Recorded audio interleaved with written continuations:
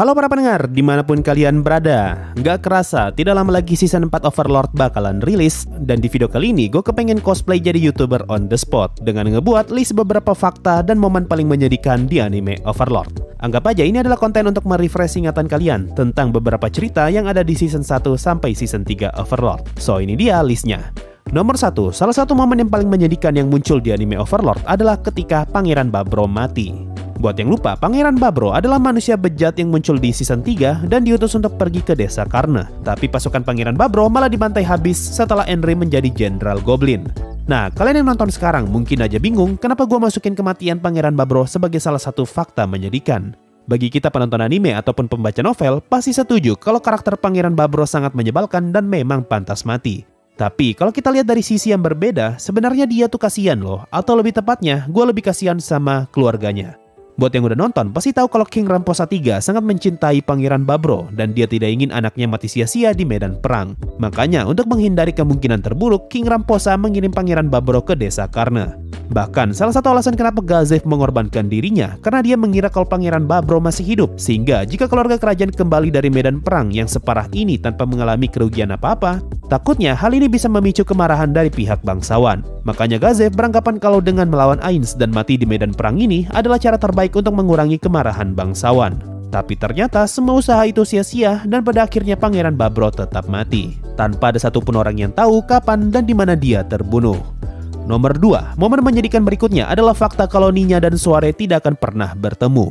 Di awal season 1, kita diperkenalkan dengan kelompok petualang Sword of Darkness. Ini adalah kelompok petualang yang Momon temui ketika dia pertama kali datang ke guild petualang. Nah, salah satu member kelompok ini adalah Ninya yang berperan sebagai Magic Caster.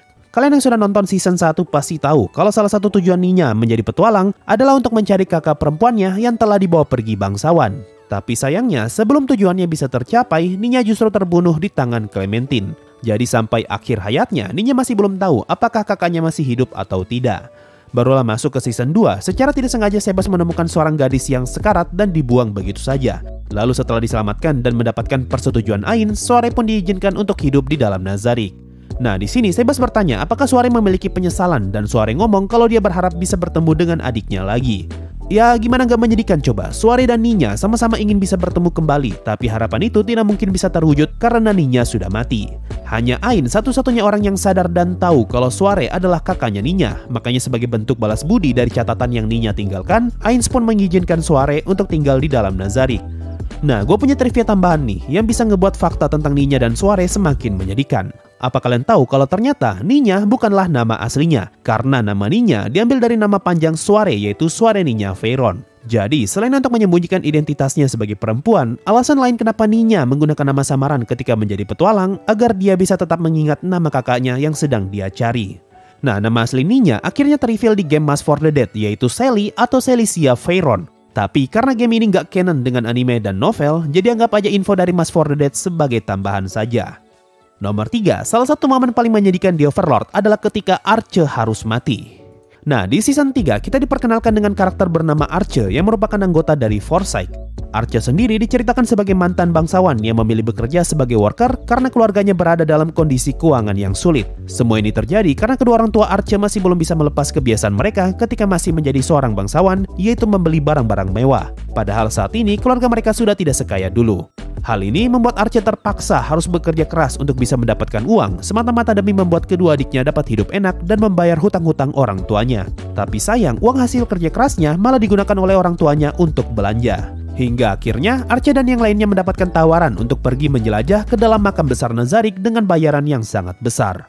Tawaran ini tentu saja diterima oleh semua anggota party termasuk Arche. Mereka pun masuk ke dalam Nazarick dan pada akhirnya semua worker yang masuk ke dalam sana berujung naas termasuk Arche. Nah, buat kalian yang cuma nonton anime, pasti mengira kalau momen menyedihkan ini sudah berakhir ketika Arche mati dan kita diperlihatkan scene menyedihkan di mana kedua adiknya Arche sedang berharap agar kakaknya dapat kembali dengan selamat. Tapi buat kalian yang ngikutin cerita Overlord lebih jauh, pasti tahu kalau masih ada lanjutan dari cerita menyedihkan ini. Di Author Talk volume 7, Moriyama menjelaskan kalau kedua adiknya Arche bakalan mati dalam beberapa bulan lagi. Lalu kalau kalian cek di wiki fandom, di sini tertulis kalau Moriyama telah mengonfirmasi nasib kedua adiknya Arche dalam postingan di websitenya. Jadi, setelah Arche gagal kembali dari pekerjaannya karena dia telah terbunuh di volume 7, kedua adiknya Arche yaitu Kude Rika dan Urei Rika akhirnya dijual sebagai budak oleh orang tuanya karena mereka tidak mampu membayar hutang. Dan pada akhirnya, kedua adiknya Arche pun mati setelah dipaksa bekerja berlebihan. Dari sini kita tahu betapa menyedihkan nasibnya Arche.